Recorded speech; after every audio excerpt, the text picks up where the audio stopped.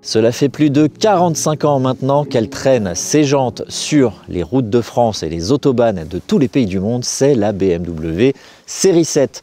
Aujourd'hui, en 2022, le constructeur munichois nous présente la 7e génération de son porte-étendard, nom de code G70. Son but, reprendre le leadership face à la Mercedes Classe S et à sa version électrique, le QS. Est-ce qu'elle a les arguments pour redevenir la limousine premium de référence? C'est ce que nous allons voir lors de cet essai.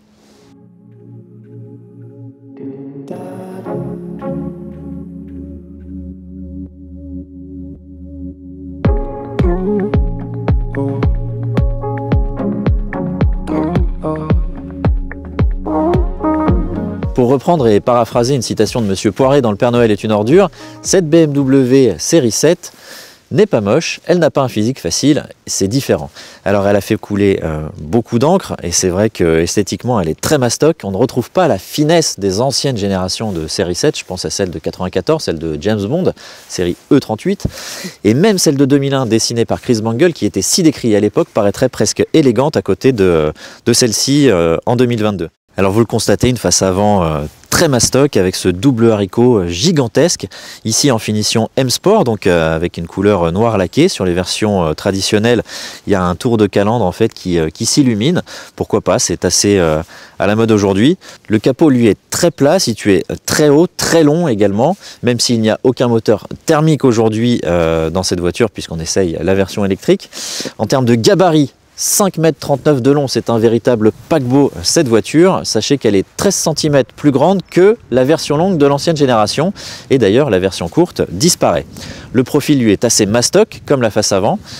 À l'arrière, c'est un petit peu plus fin, avec des feux assez effilés. Mais l'ensemble fait beaucoup parler de lui et c'est assez mérité. On s'attardera tout de même sur quelques petits détails esthétiques qui sont assez marrants ou sympathiques, c'est selon, comme les caméras qui peuvent être nettoyables, c'est-à-dire qu'il y a un petit jet d'eau qui peut sortir ici, les nettoyer quand elles sont sales, de la poussière ou de la boue, ça peut disparaître aussi bien à l'avant qu'à l'arrière. Mais on a également des poignées qui sont intégrées aux portières, des vitrages qui sont affleurants, une sérigraphie au niveau des portières arrière et sur la malle de coffre, un petit becquet qui lui aussi fait partie de cette présentation spécifique de finition M Sport.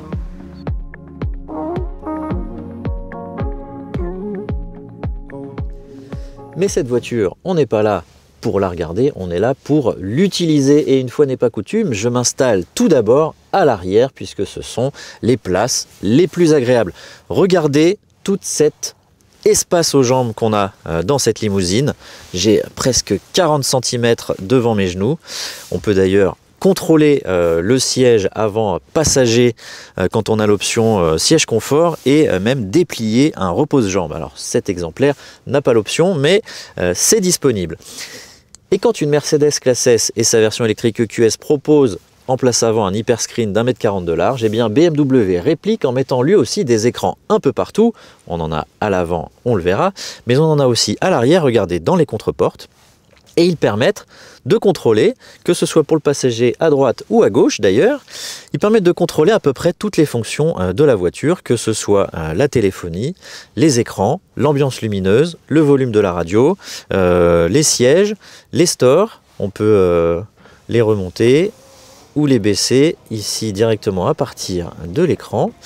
Et on peut aussi déployer, vous allez le voir, je vais le faire sous vos yeux ébahis, on peut développer cet écran qui s'appelle Theater Screen et qui permet, eh bien, confortablement installé aux places arrière, de regarder un film.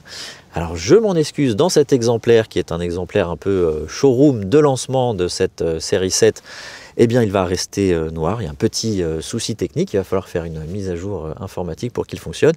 Mais en tout cas, quand il fonctionne, on a accès à tout un tas d'informations sur la conduite. On peut aussi brancher ici, il y a des entrées, on peut brancher un câble HDMI, il y a des prises jack, il y a une prise USB et on peut diffuser par exemple ce qu'on a sur son ordinateur portable directement sur cet écran. On a aussi donc ce grand toit panoramique vitré qui ne s'ouvre pas mais qui est sérigraphié et qui peut être coloré. L'ambiance de nuit est assez sympathique. On a aussi cet accoudoir dans lequel on peut mettre et recharger son téléphone. On peut le poser ici, le recharger par induction. On a les porte-gobelets. Et on est extrêmement bien installé, je le répète. On a bien sûr aussi des poignées de maintien, mais elles sont ni électriques ni configurables. Oh bah, je suis presque déçu.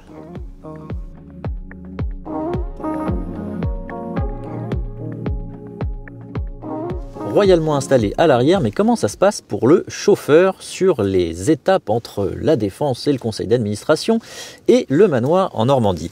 Eh bien écoutez, ça se passe plutôt bien. Cette dernière génération de série 7 présente une atmosphère assez agréable.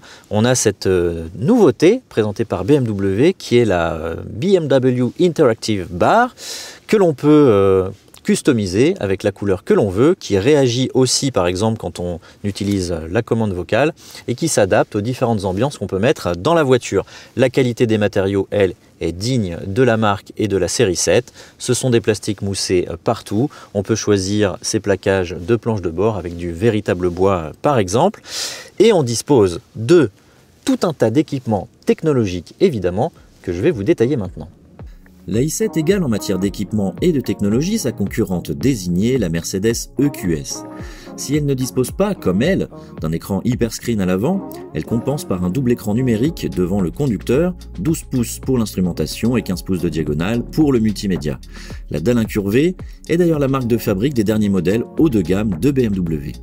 Elle ajoute des écrans dans les accoudoirs des contreportes arrière pour maîtriser le multimédia, nous l'avons vu, et le fameux Theater Screen de 31 pouces au plafond, un véritable home cinéma. Les aides à la conduite sont toutes présentes, y compris la conduite autonome de niveau 2 et même la préparation pour la conduite autonome de niveau 3 lorsque la législation la rendra possible. On trouve aussi la sélection des modes de conduite, My Modes, les roues arrière directrices, en série sur tous les modèles, l'affichage tête haute couleur, étendu et configurable, et en option le parking automatique et même la possibilité de reproduire en marche arrière un trajet de 200 mètres effectué en marche avant. Elle peut aussi avoir la fermeture électrique des portes, la Sono Bowers & Wilkins de 2000 watts avec 39 haut-parleurs, le toit en verre sérigraphié et lumineux, et bien sûr la connectivité est assurée avec Apple CarPlay et Android Auto sans fil, les mises à jour à distance, la possibilité de contrôler l'auto à distance également via son smartphone, etc., etc. On pourrait y passer des heures.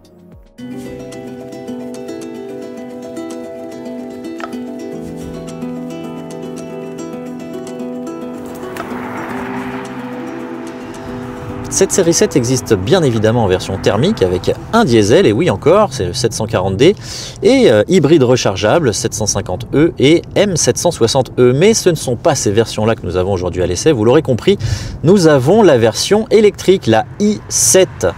Alors elle est dotée de 2 moteurs électriques, un sur chaque essieu, ce qui lui permet premièrement d'être une 4 roues motrices, et qui lui permet aussi de développer la puissance très respectable de 544 chevaux pour un couple de 745 Nm.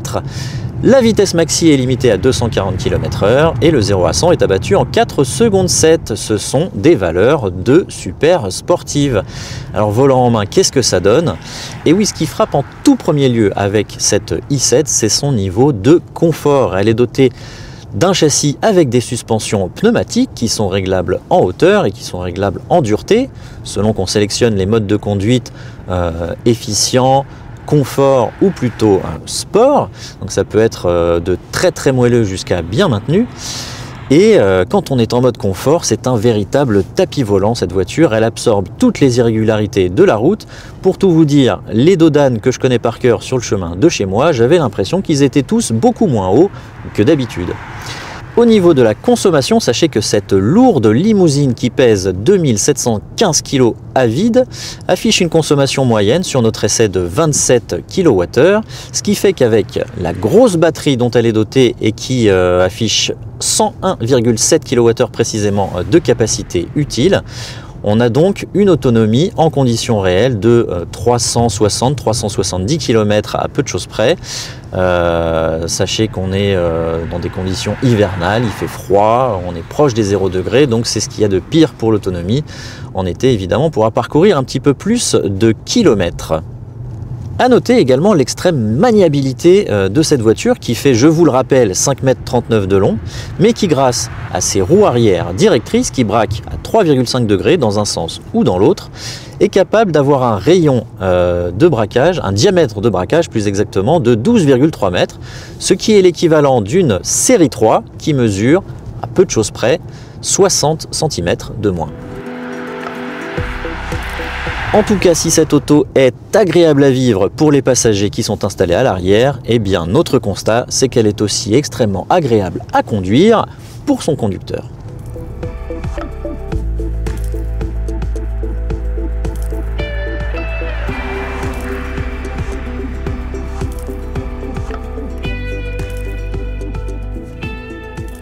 La gamme de cette BMW i7 débute à 139 900 €. Ça peut paraître cher de prime abord, mais sa principale concurrente, la Mercedes EQS, a un niveau de puissance équivalent à celle-ci et 13 000 € plus cher. Alors on l'a dit, elle n'a pas un physique facile, mais en tout cas, à l'intérieur, c'est palace, c'est royal. Pour le conducteur, c'est également une voiture à conduire.